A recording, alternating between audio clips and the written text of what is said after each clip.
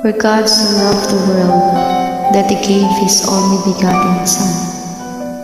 Whoever believes in Him shall not perish but have eternal life. John 3:16. Walay sukot ang gugma mo, dili matukan, kanunay nga bago, dili mag-usap. Ang katahong